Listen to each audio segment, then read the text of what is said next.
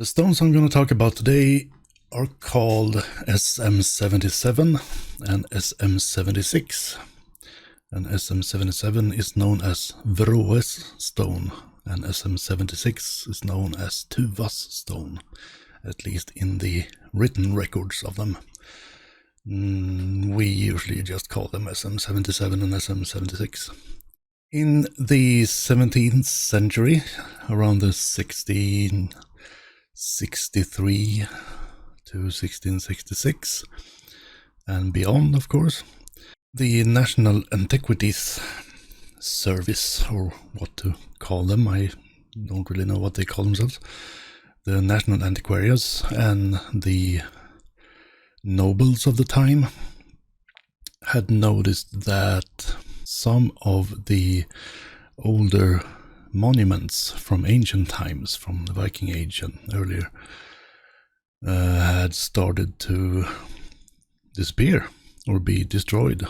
When people, the farmers, wanted bigger fields, they basically just cleared the fields from stones, like runestones and monuments and monoliths and stuff like that, graves, mounds, everything. So a very big project started of taking inventory of these, not inventing, but no, Swedish, taking inventory of these monuments that were called antiquities. And these are sometimes fun to read, but they give us very much information because this is a couple of hundred years ago and things have changed so much since then. And they give us quite a bit of information, actually. So let's take at what they wrote about SM77. Let's start with that one. And this piece was written by a priest or minister. There were mostly people of the church doing this inventory. And this one is from 1667 and written by some priest called Sven Nork. It says, by my own translation of course, by Sävsjö village in Väster, north by the lake, there is a place on which stands 8 raised stones in quadrato, probably meaning in a circle or in a square, among which one among them is taller and bigger, on which is some lines alongside, and opposite these lines some small lines. So what we have is a stone circle, basically. I don't know why I said quadrato, which means in a square, but it's more like a circle. At least that's what I think. But one of these stones, one of these 8 stones, had lines alongside it, and opposite to those lines some small lines. That's clear as anything. So this stone is a part of a big archaeological site. This place has been lived on for a very long time, probably, because on this site and on this what do you call it, farmstead, there are 4 grave mounds, and a mound is, as we all know, a grave that contains a full body grave with grave gifts containing belongings of the dead, like weapons, clothes, furniture, pets, whatever, things that belong to the deceased that he or someone wanted him to bring along with him, all of his belongings basically. And the mounds were raised over important people. For example, the head of the family, the big guy, the owner of the farm, or the whole village in sometimes, or the landowner, he who owned all of the surrounding land and farms. So 4 mounds means at least 4 generations of the mound grave people, basically the Viking Age people. And there are also 15 cairns, and most cairns in Sweden are from the Bronze Age, but there are cairns from the Iron Age too. And these cairns are thought to be graves of family members related to the person in the mound, or free men and women, or in short, someone who deserved a grave, meaning not a slave or common people like you and I, probably. Some important people that deserved a grave, because in these times not everyone had a grave. You should know that. And the burials in cairns are mostly cremations, but they can still contain things like jewelry that didn't burn in the cremation. So they are burned graves. The cairn graves are often found in large groups in a grave field, often close to a larger settlement, like a farm or a village or something like that. There are also 6 stone settings, and a stone setting can be anything from a memorial to a sacred place. It's a theory that stone settings are memorials of people who died at sea or in some other country, because they rarely contain any burials or real graves. So a stone setting could be a boundary marker of some sacred place. They could be memorial stones, like runestones without runes, or whatever. They can be whatever. There are ways to tell some stone settings what they were, but not all of them. There are also 4 tridents, and tridents are graves too. These graves are common in some parts of Sweden, but absent from big parts of Sweden. So you can see basically where these trident building people lived. They follow lines through the country, and big parts of the country is absent from tridents, as some parts of the country has lots of them. So tridents exist from both the younger and the later Iron Age, and this is a grave in all aspects except they are empty, basically making them empty trident-shaped cairns. So they are also called star graves, as they could look from anything from a triangle to a 3-edged star, or 3-pointed star. And there are also 18 monoliths, and a monolith is a standing stone. Comes from the Greek, one stone, or single stone. And they can be single or grouped standing stones. One theory says that these settings mark ships or the outer boundaries of a grave mound without a mound. They can also be grave markers from early Iron Age, like a runestone without runes, basically. SM77 is one of 8 of these standing stones formed as a circle. So there are 8 monoliths, and on one of these 8 monoliths there are runes or lines. So this is a pretty big archaeological site, and this tells us that it has history. The 4 mounds, I don't have the dating of those mounds, but we can say 4 generations of landowners, basically. Big people did something great for the community.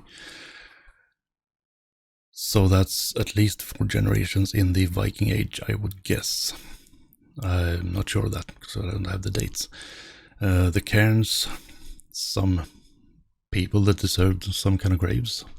The stone settings and the tridents and the monoliths, probably in this case, points to people who died somewhere else, like in some other country or at sea or somewhere, in battles maybe, who knows. So we have a big archaeological place here. So let's take a look at this stone with lines on it. And here it is. And as I said in the beginning, this is known or called the stone of Vroe. And how they managed to come up with that name, I actually have no idea, because it doesn't say Vroe at all, not even close. It says Urai. U-R-A-I. I don't get that to Vroe in any way, but they did. Sometime they translated it like as Vroe. But what does it say? Well, it says Urai satt i stindonsi after kuna bröder sin. Han var tauder och iklandi. Which means, of course, Urai set stone this stone after Kuna, or Gunne probably, his brother. He was dead on England. So, yeah, pretty clear message. Pretty clear runes too, not very difficult to read. And the Urai, that's a pretty uncommon name, as Kuna is more common, I would guess. So this Urai made this grave marker or runestone for his brother Gunna that was dead on England. So this is one of the England stones, and this is nothing very special about this stone, except it's written from right or left to right. From if you start in the beginning down here in the right corner, it says Urai Sati Stin Donsi. So it reads from left to right, but it turns from right to left, and that's interesting. That's not very common. And it doesn't have a baseline. Usually you have the baseline under the runes, like an underline to write the runes on, but this stone has, it looks like they made a line and then they wrote the runes outside because some reason. So it reads from left to right, but it also reads from right to left to right. So that's interesting, at least I think so. It's a very uncommon way to carve a runestone. It's fascinating. So we know that this Gunne was dead on England. We don't know how or why, but he died on England. And this runestone is one of 8 standing stones, or if it's the 9th, I don't know, but I think it's one of 8 standing stones in a circle or in quadrato, as Sveno said. So there is also another stone in this area, pretty close by, that is connected to this one. So remember this Urai, who set the stone after his brother. So now we go to SM76. And the same priest, Sveno Nork, is here, writing again. And it says, but in Ljunga parish in Kornstad village by the country road is a raised stone written with runic letters, though we know not what they mean or what they contain. So the first stone, it had lines with other lines, so it's not really sure if he actually noticed that they were runes, because it only says it's a stone with lines on it. But on this stone, he mentions that it's written with runic letters. And then in a couple of years later, in 1690, Laurentius Ternerus, also a priest, wrote, by Comsta Bridge stands a stone by the country road with runic letters. So it's the same stone, it's the same everything. And the years pass, and the next Mr. Garm Persson. I don't really know what he was, but he wrote that this hereby jointed runestone stands by the inn Komsta on the right side of the road when you travel up the country, and on the other side of the bridge in Ljunga parish, Västra precinct and Jönköping county. So the stone is still standing there. Not much has changed. We get pretty precise description of where the stone is. And then a couple of years later again, Mr. Lagergren tells us that the stone has been taken away for masonry, as a new farm field is where the stone stood. So in 1808 the stone is gone, and taken away for masonry means they saw a big stone, and it, in contrary to the other SM77, it didn't look like it belonged to some bigger stone setting or sacred grounds or something like that. So it was just a big stone, big enough to use in a new building, because this is the fate of so many runestones, that they were taken away from masonry.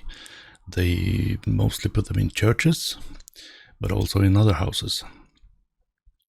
So between 1790 and 1808, we know that the stone disappeared. We can't say that it was taken away in 1808, but somewhere around 1800s, beginning of the 1800s, it was taken away. And we continue to read in the history of the stone by Mr. Nordenskjöld in 1885. And he writes a bit more. He says, "When for several days searched in vain for the Tuva stone, came one evening a poor man to yours truly, and said that he was made by his wife, that did not leave him in peace, meaning that he should report that a stone with strange letters was in their cottage Norraslätt, east of the courthouse. This cottage was built more than 50 years back by the wife's parents, and the stone that was recognized as the sought-after runestone had been taken somewhere and used as a stovetop. Unfortunately, there remains now only a fragment. The owner promised to keep the missing pieces when they were found." So in 1885, he writes that it was used in a cottage that was built more than 50 years back, so that takes us to the 1830s.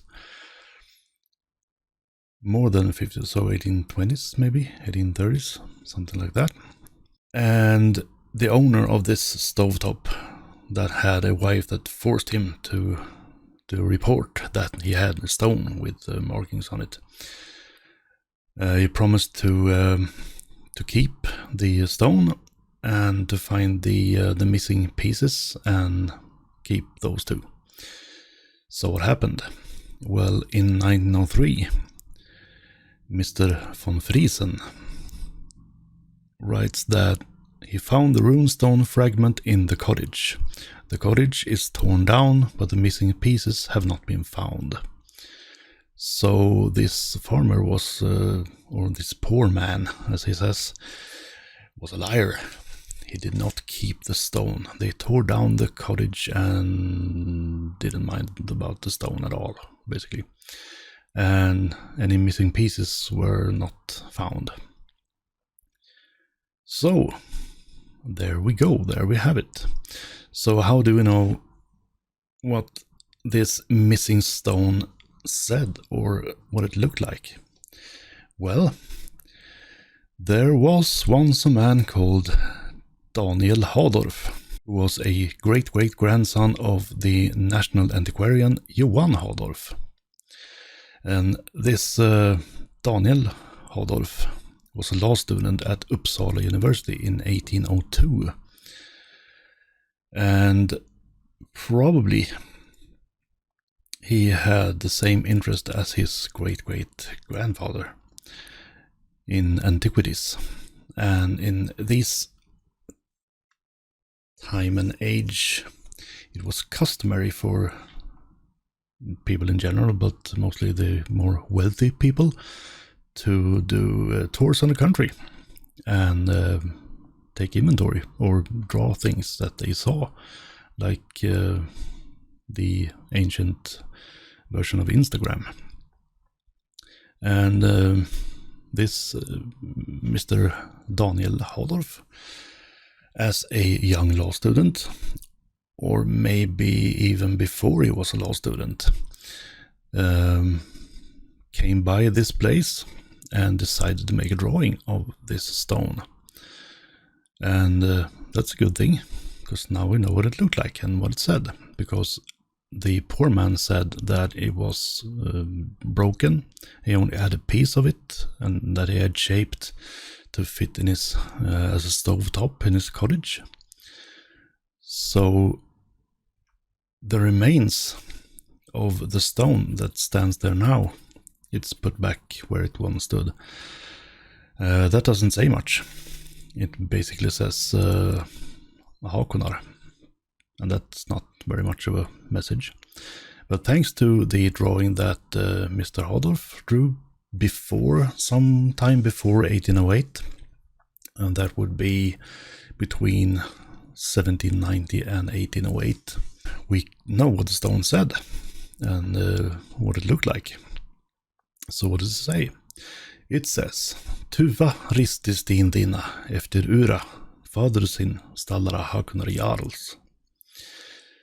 And we have a name here we recognize, the Ura.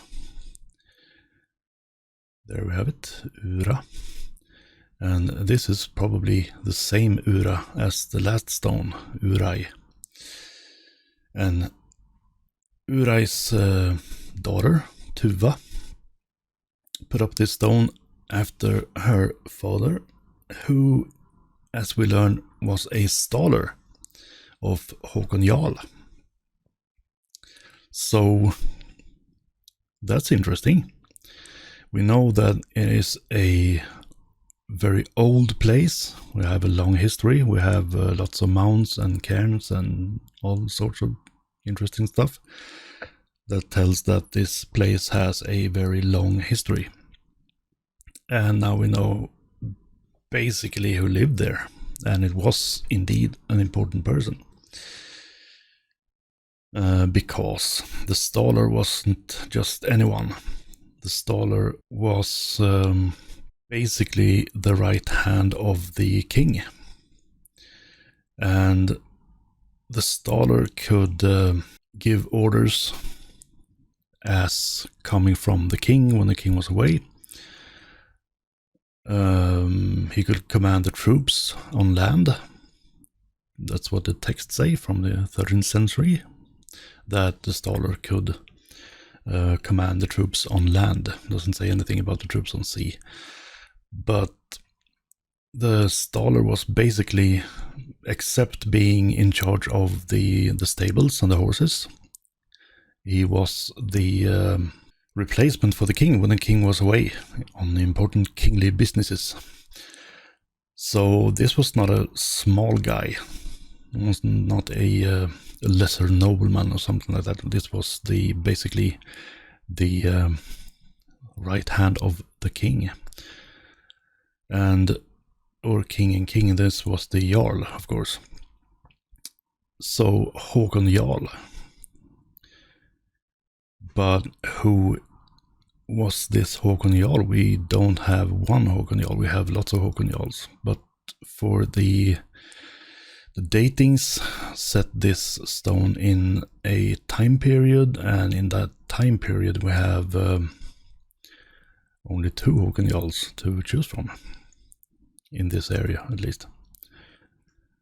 So we have the Håkon Sigurdsson Jarl, who lived about 930 to 995, also known as Håkon Lade Jarl, Håkon Sigurdsson, Håkon Inriki, and Håkon Ille. He was the son of Sigurd Håkonsson Lade Jarl and Bergljot Tore. He had a long and important history, of course, as the Jarls did back then. He defeated Harald Blåtann, or Harold Bluetooth, and the Jomsvikings at Göringavåg. He was a heathen. He was baptized by force and heathen again. And he fought with Olav Tryggvason over the power of Norway. And Håkon was killed by Thormod Kark, who was his thrall in Melhus in Norway, while he was hiding from Olav Tryggvason in a pigsty. That's an interesting story in itself. But probably this is not the Håkon Jarl that Ura was the scholar of, because this Håkon Jarl lived most of his life in Norway and not so much in England, because he was mostly fighting with Olav Tryggvason, and those fights took place in Norway. We are in the south of Sweden now, and we have the mention of England, which is important in this story. So the other Håkon Jarl is the Håkon Eriksson Jarl, who lived about 995 to 1029. He was the son of Erik Håkonsson, or Eirik Håkonsson, and Gyda Svensdotter, daughter of Svein Forkbeard, as the English know him, or as he's called in Scandinavian, Sven Twobeard. And he was the Jarl over parts of Mercia, basically Worcestershire, and he joined King Knut Svendsen, or King Canute the Great, his uncle, in the battle at Helgio, and he was Jarl over Norway from time to time, not all the time, but from time to time. Håkon died when his ship sank between England and Norway. This Håkon Eriksson Jarl had most of his business in England, as he had plenty of business with his uncle, King Canute. I don't like saying King Canute because it sounds stupid. King Knut. We'll just call him King Knut. So we know from the history that Håkon Eriksson Jarl traveled a lot between Norway and England, back and forth. So, as the stone that Urai raised the stone over his brother, who died in England, his brother was probably with him on these travels. You can guess. It's a qualified guess. We don't know, because there's no mention of any Ura or Urai or Vroe or whatever you want to call him. So probably the Håkon Jarl mentioned on the stone was Håkon Eriksson Jarl, married to the daughter of Svein Forkbeard, or Sven Tveskägg as we call him. So that is the interesting story of the two stones, SM77 and SM76. And that's basically what I had for you today. There's nothing very special about the runes themselves, or the stones themselves, except that interesting piece about the runes going from red from right to left, but also from left to right. I get confused. Right to left, left to right, but also right to left. So both is true. That's very interesting and kind of special, I think. But that's about it. The amazing story of the SM77 and SM76. That's what I had for you. And if you have any questions about this or any of my other episodes, you know there's a comment field below. And I also have a Discord if you are interested in saying something there, or doing requests, or questioning my existence, or whatever you want to do. You know what Discord is for. So yeah, that's all I had.